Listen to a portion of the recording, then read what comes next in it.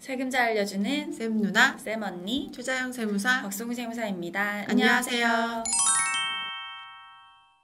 네, 이번 시간에는 국세청에서 제공한 자료 중에서 증여세 가장 많이 들어온 질문 5가지를 정리한 게 있거든요. 네, 정말 간단한 기초적인 질문에서부터 다소 복잡한 내용까지 여러 가지가 있는데 여러분들한테 많은 도움이 되실 것 같아요.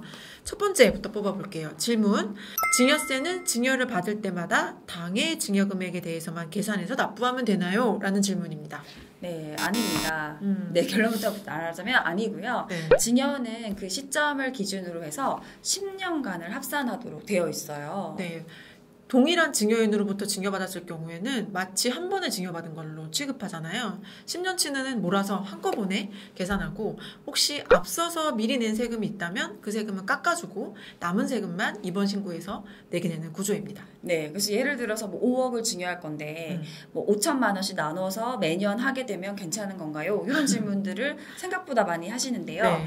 그렇지 않습니다. 그렇죠. 네, 5천만 원 공제 계속 받고 그래가지고 매번 5천만 원씩 공제 받았으니까 안 내도 되는 거 아니냐 하실 텐데 그렇지 않고요. 그럴 경우에는 5억을 한꺼번에 증여받은 걸로 우선 계산을 하죠. 네, 누적적으로 첫 5천만 원일 때는 뭐 없겠지만 다음 5천만 원일 때는 같은 사람에게 받은 거기 때문에 1억이 되는 거고 그 1억에서 또 5천만 원을 공제하고 세금을 계산하고 뭐 이런 식으로 계속 10년 내에 동일인을 합산하도록 되어 있고요. 네. 이 동일인에 포함한 사람이 있죠. 네, 있습니다. 만약에 증여자, 그러니까 증여를 하는 사람이 직계 존속일 경우에, 직계 존속은 또 뭐죠? 부모님이죠. 네, 부모님일 경우에는 엄마 아빠를 합산합니다. 네, 그리고 또 할아버지 할머니도 합산합니다. 그렇죠. 직계 존속에는 엄마 아빠만 들어가는 게 아니라 할아버지 할머니, 외할머니 외할아버지 이렇게 포함하기 때문에 직계 존속일 경우에는 증여자의 배우자도 동일인으로 보아서 합산하니까 이것도 유의하셔야겠죠? 두 번째 질문입니다. 담보된 채무가 있는 부동산을 증여받는 경우, 이런 경우를 이제 부담부 증여라고 하죠. 네. 그럴 때 증여세 신고를 할 때 담보된 채무는 공제를 해주나요? 담보된 채무라고 해서 무조건 공제하는 것은 아닙니다. 부담부 증여는 그 채무를 부담한다는 약속을 하는 증여이기 때문에 담보된 채무가 있고 그 채무를 수증자가 부담하기로 약속하고 계약했다면 그럴 경우에는 공제를 합니다. 네, 그럴 경우는 증여가 아니라 어쨌든 나중에 받은 사람이 갚아야 되기 때문에 네. 사실 돈을 내고 받는 거랑 똑같은 거잖아요. 언젠가 내가 갚아야 되니까. 그렇죠. 이럴 경우에는 증여자 입장에서는 그 부동산이나 어떤 재산에 담보되어 있는 채무가 발생됐을 때 돈을 받았을 거잖아요. 그럼 자기 돈으로 갚아야 되는데 안 갚고 수증자가 갚는다면은 그 돈 받은 거나 마찬가지니까 판 거로 봅니다. 그 양도세 계산을 해야 되는 거죠. 네, 그래서 이제 부담부 증여일 때는 이제 증여되는 부분이 있고 채무에 상당하는 양도 부분이 있어서 네. 양도세랑 증여세가 두 개 다 가세가 되는 거가 되죠. 네, 증여자는 양도세를 내고 수증자는 증여세를 내기 때문에 세금이 분산되는 효과가 있을 수 있어서 많은 분들이 활용하고 계시는데요. 그렇지만 이럴 때는 정말 채무가 이전이 되는 게 맞는지 그리고 진짜 그게 유리한지 계산해 보시는 게 중요할 것 같습니다. 네, 다음 질문인데요. 이렇게 이제 증여를 하는 건 하는 거고 10년 내에 합산되는 거는 이제 다 알겠고 그럼 얼마까지는 빼준다고 하는데 네. 얼마를 빼주나요? 네, 이게 세법에서는 증여재산 공제라고 하고 흔히 저희는 뭐 비과세 한도 이렇게 말하기도 하는데 이 비과세 한도, 증여재산 공제는 증여자와 수증자의 관계에 따라서 금액이 결정이 됩니다. 첫 번째, 배우자가 남편이 아내한테 증여할 때, 아내가 남편한테 증여할 때는 6억 원을 한도로 공제가 가능하죠.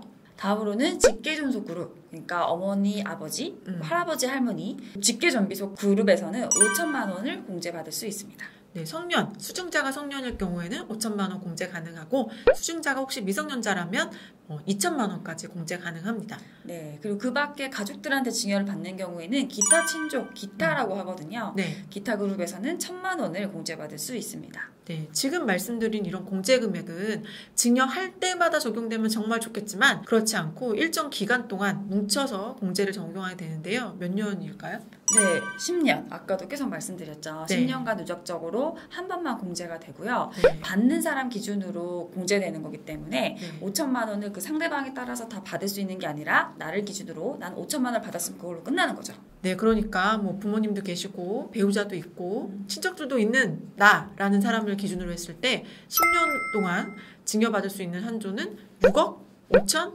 1천 이렇게 합치면 6억 6천까지만 비과세가 가능한 거네요. 네, 다음 질문으로는 뭐 증여나 상속 금액이 큰 경우 이제 세금도 많겠죠. 맞아요. 네. 네, 이 세금을 나눠서 낼 수도 있나요? 네, 나눠서 낼 수 있습니다. 원래 세금은 납부세액이 1,000만 원이 넘을 경우에는 일반적으로 분납이 다 가능한데요. 증여세랑 상속세는 분납보다 더 많이 나눌 수 있는 별도의 제도를 두고 있어요. 네, 이를 연부연납이라고 합니다. 네. 네, 연부연납은 그야말로 해를 나눠서 낼 수 있거든요. 네. 최대 5년간 연부연납할 수 있고요. 그럼 이제 처음 1회차를 내고 5년간 나누기 때문에 6번에 걸쳐서 나누어서 낼 수 있죠. 네. 납부할 세금이 2천만 원 넘으실 경우에 신청을 통해서 연부연납으로 세금을 나눠서 내실 수 있는데요. 한 번에 내실 금액이 1,000만 원 이상이어야 하고 연부연납은 그렇지만 분납이랑 다르게 먼저 신청 절차를 별도로 신청서를 하나 쓰셔야 돼요. 네. 왜 이 신청서를 써야 될까요? 네, 아무래도 기간을 늦게 내는 거기 때문에 이자가 있어요. 네. 5년, 최대 5년 동안 나눠내기 때문에 나라에서도 그냥 꽁으로 이렇게 늘려주진 않고요. 이자를 부과하게 되는데 현재는 이자가 몇 프로죠? 1.2%의 이자가 있고요. 뭐 네. 그렇게 높진 않죠. 엄청 낮죠. 네. 신용대출보다 싸니까. 그래서 보통 증여세, 상속세의 경우에는 대부분 연부연납 신청하시잖아요. 네. 대신에 담보를 제공해야 됩니다. 네, 꽁으로 1.2%의 저리로 대출해 주는 거나 마찬가지이기 때문에 반드시 담보를 제공해야 되는데요. 담보는 어떤 것도 할 수 있을까요? 담보는 뭐 부동산이 대부분이겠죠. 뭐 부동산 네. 증여받았으면 그 부동산을 제공하면 되고요. 뭐 부모님의 부동산 담보를 제공 가능합니다. 네, 여기서 제공하는 담보는 반드시 납세자의 명의로 되어 있는 담보가 아니더라도 상관없기 때문에 뭔가 담보를 갖다 댈 수만 있으면 연부연납 신청하시는 게 좋을 것 같고요.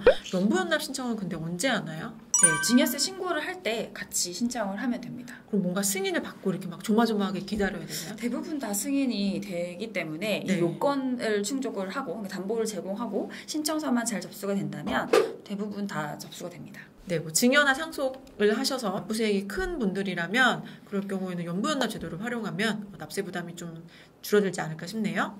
네, 다음 질문인데요. 은근히 이런 질문들을 많이 하시는 것 같아요. 아버지가 있는 상태에서 이제 부모님이 있는 상태에서 내 자식도 있는데 상속이 일어난 거예요. 그래서 이 상속된 자산을 내가 받으면 어차피 나는 주택도 있고 어차피 이런 상태이기 때문에 그냥 내 자녀한테 바로 줄 수는 없을까? 네, 가능하죠. 가능합니다. 다만 세금을 조금 더 내셔야 돼요. 네. 이런 걸 바로 세대생략 할증세액이 있다라고 얘기하는데요. 몇 퍼센트가 부과될까요? 네, 30%가 할증이 됩니다. 왜냐하면 부모님이 나에게 주고 내가 또 나의 자녀한테 주면 증여세 내고 또 증여세 내고 이렇게 되잖아요. 원래는 2번 내야 되는 건데 그렇게 안 하고 세대를 건너뛰면서 대신 70%를 할인해주는 효과가 오히려 있는 거죠. 네, 그렇기 때문에 할증세율이 부담이 됩니다. 네, 30%. 그러면은 계산을 해보면 원래 내야 될 세금이 1억이었다라고 하면 30% 할증하니까 1억 3천 뭐 이런 식이 되는 건가요? 네, 맞습니다. 네, 그렇기 때문에 만약에 할아버지가 있고 아버지가 계시고 자녀분이 있으시다면 굳이 자녀한테 주지 않고 손주한테 그냥 주시는 것도 네. 절세 효과가 있다고 볼 수 있겠네요. 네, 요즘에는 그런 증여들도 많이들 하세요. 네, 네. 이렇게 하고 연부연납 신청하고 그러면 딱이겠군요. 네. 증여세 가장 많이 묻는 질문 5가지인데요. 저희도 일하면서 많이 들었던 많이 답변하는 질문들이 아닌가 싶어요. 네, 질문들이 사실 되게 기본적인 내용이라고 볼 수도 있겠지만 정말 반드시 지켜야 되고 헷갈리면 안 되는 내용들이라 여러분들한테 많이 도움이 될 것 같습니다. 네, 그럼 지금까지 세금 잘 알려주는 쌤 누나, 쌤 언니였습니다. 안녕.